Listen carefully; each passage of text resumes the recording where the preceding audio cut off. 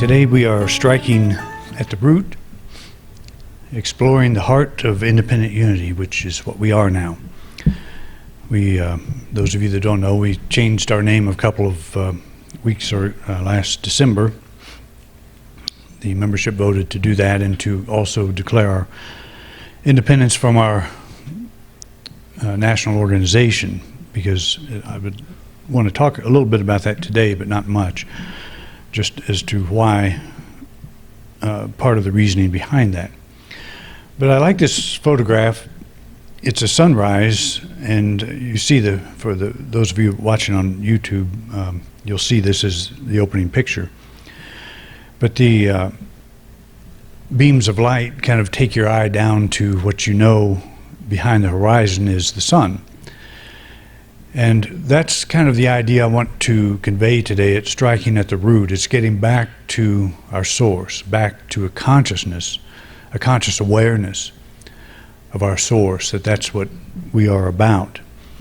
And so that's what we're going to deal with today.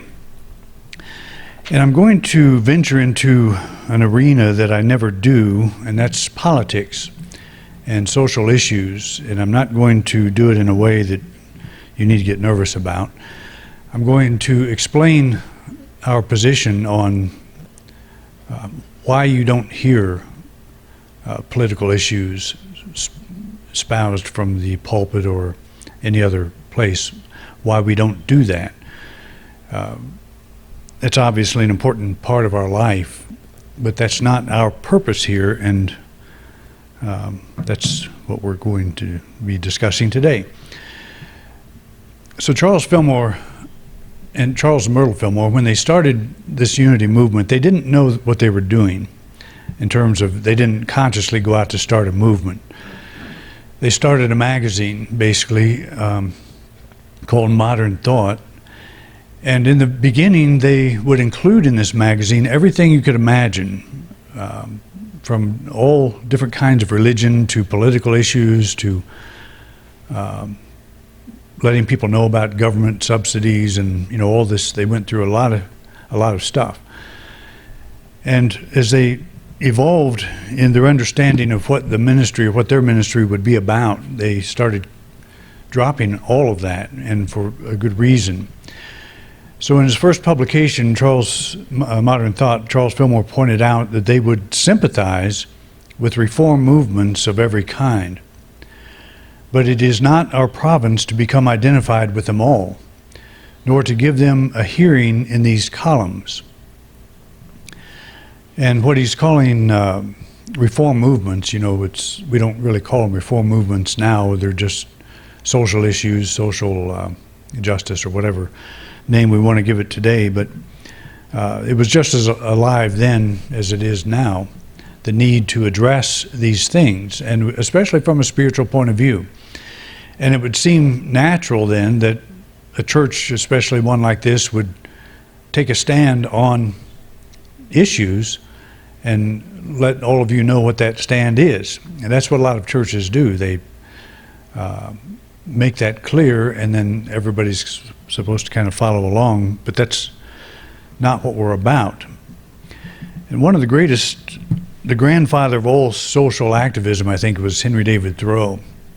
He was jailed a number of times for things like failing to pay his taxes or whatever. There was a story about he was put in jail one time, and Ralph Waldo Emerson, who was a good friend of his, and let him use the land where he built his little cabin and did the Walden's Pond thing. Emerson walks up to the jailhouse and said, "Henry, what are you doing in there?" And Thoreau looked back out through the bars and said, "Mr. Emerson, what are you doing out there?" It was like, why aren't you involved in this issue? But as adamant as he became or was about many social issues of his day, he writes this very interesting thing: "There are 1,000 hacking at the branches of evil to one who is striking at the root. And it may be that he who bestows the largest amount of time and money on the needy is doing the most by his mode of life to produce that misery which he strives in vain to relieve."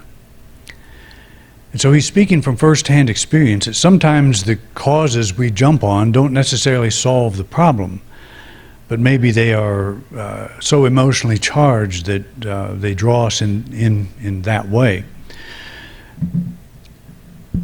The core instruction of unity, our core approach to life, I think can be summarized in this statement from Emily Cady. She says, "Seek light from the Spirit of truth within you. Go alone. Think alone. Seek light alone. And if it does not come at once, do not be discouraged and run off to someone else to get light. For as we said before, by so doing you get only the opinion of the intellect, and may be then further away from the truth you are seeking than ever before. For the mortal mind may make false reports."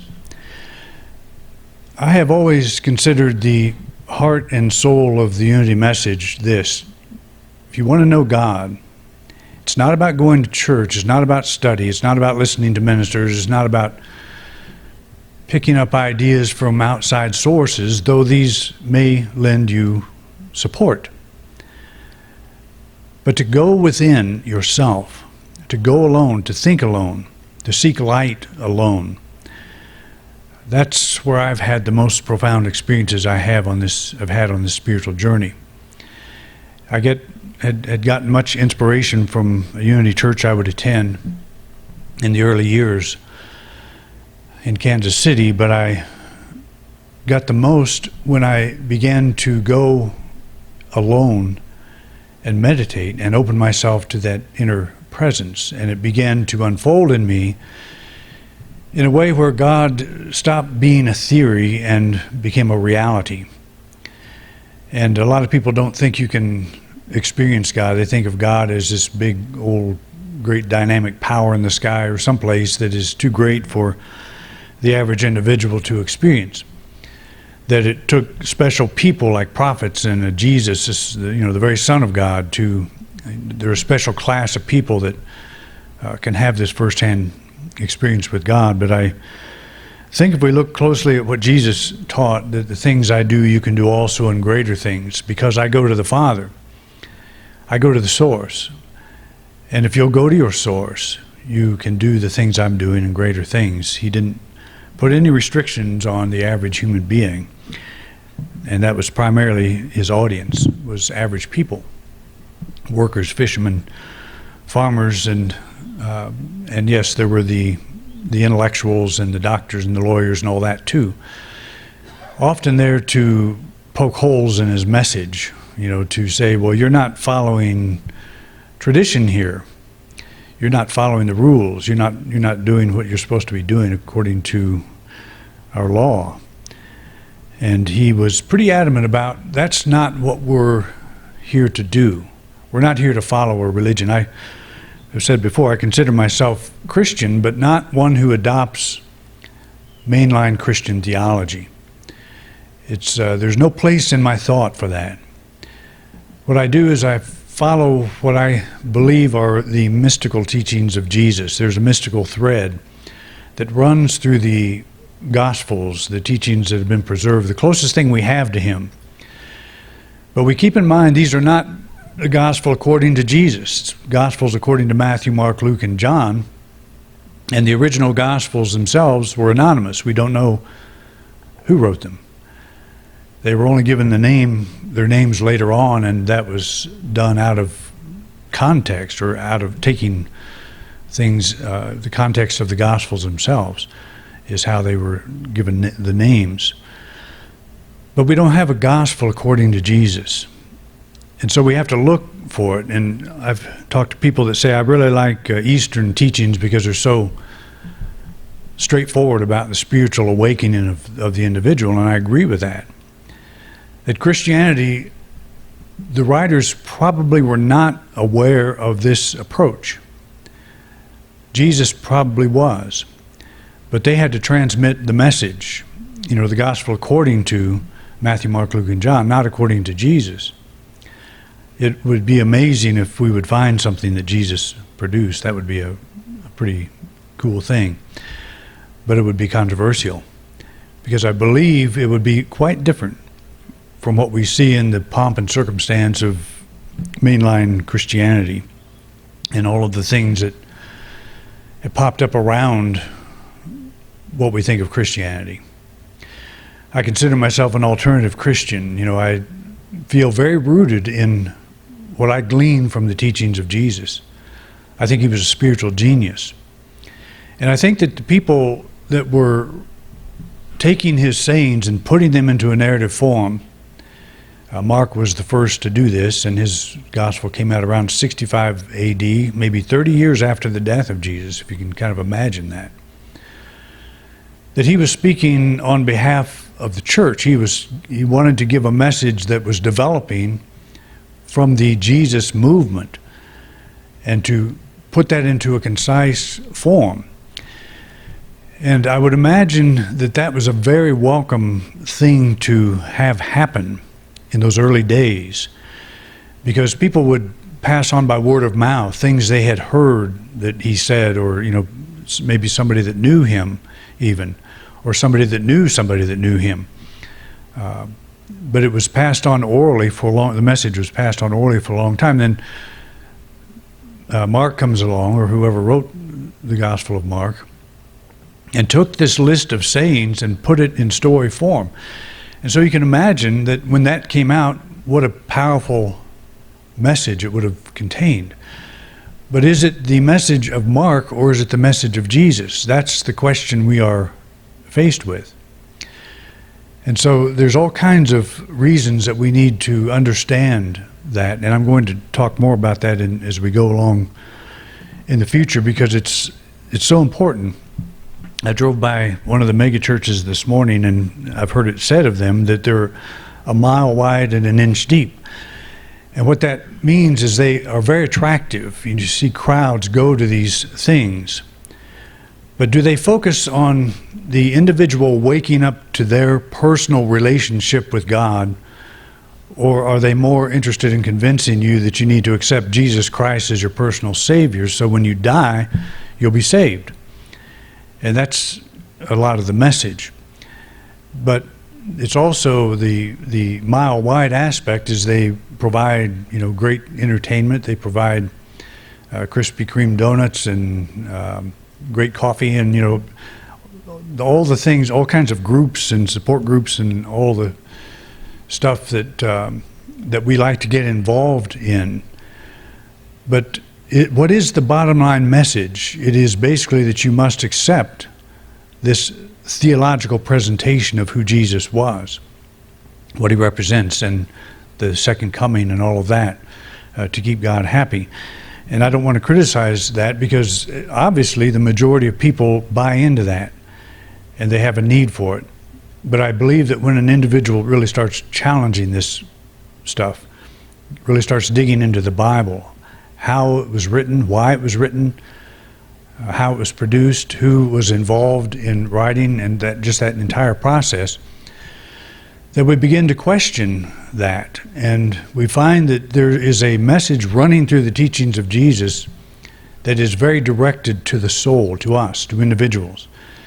And as I said last week, and will continue to say, the best representation to me of the gospel of Jesus is found in the parable of the prodigal son. He goes off, messes up totally, comes home, is welcome with open arms, no questions asked. And that's the nature. When you experience God in your own being, you realize that though I have gone off in my thinking way off into some far country, that presence never has left me. It is there. It will rise up into my awareness. No strings attached, no conditions, totally unconditional. And no matter what I have done or how wrong I have thought, how far down that path of sin or whatever you want to call it that I have gone, because the prodigal son went down a pretty far path of sin according to the story. And as I said, that's why I think Jesus, he made him out to be about one of the worst characters you could imagine. Ended up eating the food that he was feeding swine. And for a Jewish boy, that would be the very bottom of the barrel, because the Jews do not partake of swine or anything that has to do with them. So all he's doing is saying, no matter how bad you are, no matter how far you go into this far country, you're okay. And just open your mind to this inner presence. Go within that inner closet. Shut the door and pray to the Father who's in secret. Find the Lord your God. Love the Lord your God, not the Lord somebody else's God. Not some prescription a church puts out, but your own. So there is an activity going on, and I think it is because the message I'm talking about right now is one of the most difficult for you as an individual to find your own experience with God.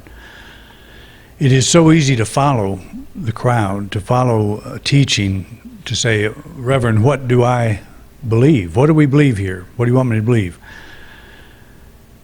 Rather than find for yourself what is true. And so there are a lot of churches within the unity movement that are adopting spiritual social action, is what they're calling it. And all it is social action justified with the spiritual connotation. And it drops down into the level of politics. And that's what I want to make clear that we don't do. Many leaders of unity have taken a definitive turn towards social activism. Our ministry's sole purpose is to provide the teachings and environment that encourage the spiritual awakening of the individual. So if I'm up here talking about some social cause, just say homelessness. You know, we have a homeless shelter going up behind us. We sold these people the land. We're not saying that we endorse that. There are people in the church that do endorse that approach, but we just sold the land. It's not a statement of support that now we're going to be one with them and that cause and handle the homeless issue from the perspective they're going to. That would divide this church, and that's not what we're about. But do we close our eyes to that? No, we don't. And the unity I grew up in never said close your eyes to it. It's just that we, as an institution, don't make statements pro or against a cause. That's up to you. Our job is to help you get in touch with your core, your source. That's our sole mandate. It's not to tell you how to vote. It's not to tell you how to think about some situation. I've said before too that unity has never told people what to think. It will tell people how to think. And you say, well, what's the difference? How do you think about God? Well, we don't think of God as an old man in the sky. We think of God as an inner presence. Like a sponge immersed in the ocean. The ocean's in that sponge, and the sponge is in the ocean. The Father's in me, I'm in the Father, but the Father's greater. Here's how to think of God. It's not what to think about God, because the religion I grew up in told you what to think about God, not how to think. But you think of God as this energy in which you live and move and have your being. You know, Paul said it very beautifully. It's a different way to think about God. Well, what does that mean? How do I apply that to my life? You know, that's where my choices come in. Now I'm not thinking of God as this old man up in the sky. I'm thinking of God as a presence I cannot escape, that's always with me. All that God is with me all the time. What does that mean? Why am I suffering? Why am I having this problem? How can I incorporate that understanding into this situation? That's how to think, not what to think. If I say we support homelessness, so, you know, we support the drive to get rid of it, I'm telling you what to think. Then you have to be on my team. You see, you have to be on my thing. That's not what we do. You can deal with that issue in any way you want. And when you find your own God, your own center of power, you make your own decision from that basis. Unity steps out from that point of view, or from that at that stage. Our ministry's sole purpose is to provide the teachings and environment that encourage the spiritual awakening of the individual. That's it. And that seems maybe like it's not so strong, but to me it is the most powerful thing in the world. When I decided to enter ministry, I asked myself, made this conscious question, what is the greatest thing I could contribute to society? It wasn't become a politician. It wasn't to become a social worker. There's places for both of those. It was to teach people that God, the source of your being, is within you, that all that you need is within you. And as you touch that center of power, as you go to that place, then you enter your life from a higher perspective. You make decisions. Maybe you get on whatever bandwagon, political bandwagon you're interested in. That's fine. But we don't dictate that. We will never dictate that from here. But we do not act as if that's just something we don't, that doesn't exist, because it does exist. And it's part of our experience. Jesus advised rendering unto Caesar what is Caesar's and unto God what is God's. He didn't make it an either-or proposition. He does make a clear distinction between social responsibilities and spiritual interests. His ministry was based on spiritual interests. But when somebody said, do we pay taxes? That's when he said, render unto Caesar what is Caesar's. He didn't say, no, you're above that. That's against all spiritual law. Let's have a tax rebellion, like Henry David Thoreau may have said. He said, he didn't make a judgment on it. He just said, there are things that you give to God and things you give to Caesar, or political, social, whatever. And he made that distinction for a very important reason. Because if you, as an individual, are off base, off your spiritual base, you're not as powerful. And you will feel powerless, and you will seek groups to gain your power. That's why people join movements. Because by myself, I'm not much. But if I get with this group, I'm somebody. I'm part of that. And so you're actually drawing your power not from God, not from your inner source, but from that group. Now, what if that group was made up of individuals who were drawing their power from within? It'd be pretty powerful. And it's an important distinction. I have seen this so often in the Unity movement. I saw this transition take place, and I pulled myself out of it several years ago because I saw that this was occurring. It was becoming more about the collective than it was about the individual. And the unity I discovered was all about the individual's spiritual awakening. When you join a collective, they look at you, they value your value is based not on you as an individual, but on what you can contribute to the collective. And if you can't contribute much, then you're not worth much. But if you are a strong, awakened spiritual individual, then you will contribute a great deal to whatever you get involved in. And that's the whole point. Seek first the kingdom of God, as Jesus said, and all these things will be added. All these things he's not saying he's not dismissing that as part of our life. It's a very important part. Social issues become, and just think about this, because this is where politics comes in. Social issues become politically charged because they center around the underlying question of how government should be used. We don't ignore that question. But the question comes down basically to, should government be used to give a man a fish, or should it encourage him to learn to fish? If you look at the political landscape, that's kind of the two questions that people represent. We either want government to provide everything for everybody, or we want government to help people learn how to provide for themselves. And there's this big battle going on. Well, independent unity will never say, here's what you should think about it. It leaves it up to you. And in fact, the way government is used, there's times when government does provide things, like a hurricane goes through or something.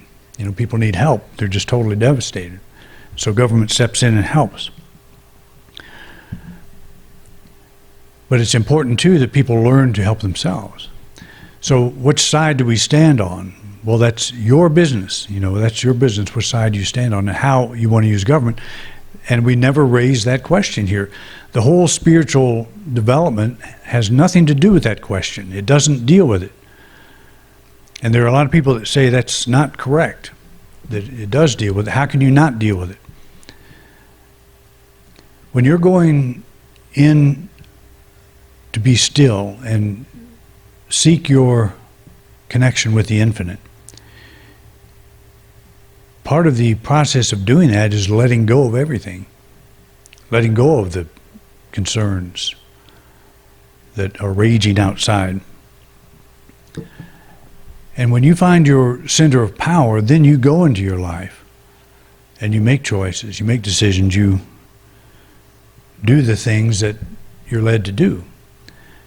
But this church will not dictate that. It's not intended to dictate, and will never do that. The principles involved in the spiritual awakening do not pertain to how the fish is acquired, whether it's given or we catch it ourselves. Coming to know oneself at the soul level, that is, finding one's spiritual center of power, involves spending time alone and quiet, letting go of all these external distractions. So I know I have colleagues that get up in their pulpits and they espouse causes. And that's always bothered me. Because I think, okay, who's doing the spiritual thing? If you're going to be doing the political thing, who's going to do the spiritual thing? Which is what I thought unity was all about. And what I think it is more people, like driving by the big mega church this morning. It's got hundreds, thousands of people there. It's the herd follows that, the crowd follows that. And so if we start waning, if we're a mile deep and an inch wide, and we want to become wider, then we start asking, well, how can I bring more people in? How can we appeal to more people? And so we get off on the low-hanging fruit of political issues. And we try to draw people based on something other than what we are designed to do. So who does this now? What happens to the spiritual teaching that deals only with the spiritual awakening? I would equate that to saying something like the 12-step program started getting off on political issues rather than how to achieve sobriety. It's the same thing. It'd be, who's going to do the sobriety thing? Who's going to help individuals get off of their addiction and on to a life of soul recovery? So that's our sole job here. That's our sole purpose here. It's not to convince you of something so you'll go out and vote or go out and jump on some bandwagon. And there are many out there, and there are many worthy ones. I'm not putting that down at all. I'm just saying this is what we are. This is our purpose. Because if that purpose goes away, who's going to do it? Who's going to focus on the spiritual awakening of the individual, which I believe is the most powerful thing we can possibly do? And I have always recognized that it is a minority approach. We will never have a huge following, because people are so interested in, what am I supposed to think? If you just watch the marquee of this Faith Heights Church, which is beautiful, the whole thing is very beautiful, but just the messages that scroll through, it's all about theology. It's all about come to this community and you'll be one of us. And I don't know how to describe that exactly, but it attracts a lot of people. There's all kinds of bells and whistles that people get when they go there that have nothing to do with the inner awakening. We will always just focus on the inner awakening and all of the things around that, how do you pray from this point of view? How do you meditate? How do you look at the Bible? How do you look at yourself? How do you look at God? How do you look at your relationship to God? That's what we're about, is answering those kinds of questions. And I love discussing that on anything like that on a one-on-one basis. This is not the only way I do ministry. So if you want to make an appointment, give me a call and we'll chat about it. A ministry focused on the spiritual awakening of the individual is not denying the social aspects or political concerns of the human experience. It is, in fact, representing the highest possible solution to social ills. And see, in this group here, we have people on both sides of the political aisle, and I'm very proud of that, because we're not trying to solve social or political issues. We are all drawn together by something we can agree on. I want to know more about God and how to experience God. I want to know more about who and what I am as a spiritual being. I want to know how that translates into success in my life. I want to know how this spiritual thing can make sense. The spiritual logic I grew up with had very little to do with just normal life. And when I discovered unity, it was like a window opened. Suddenly there was something that was spiritually logical. And that was a pretty profound thing. But the core of that rests on the spiritual awakening of the individual. And that will always be our mission here, to focus on that. That is our purpose, our stated purpose. All right? So next week I will continue on. I would like to talk a little bit more about Jesus and how the whole message of his, why we can break away from tradition and think for ourselves. I think he encouraged that. And that whole religious thing keeps a lot of people in a box, and we want to break out of that. All right. Well, thanks for coming out, and hope we can see you next week. You've been watching a talk presented at the Unity Church of Grand Junction by Reverend Doug Wator. We would like to thank everyone who joined us here today in beautiful Grand Junction, Colorado, as well as those of you who are joining us online. Thank you so much for watching. If you like this video, please like and subscribe to our channel. Also, please feel free to share this video with anyone you think might be interested or benefit from this message. If this video brought value to your life, please consider making a donation by clicking the link below to our PayPal donation account. Thanks again so much for watching.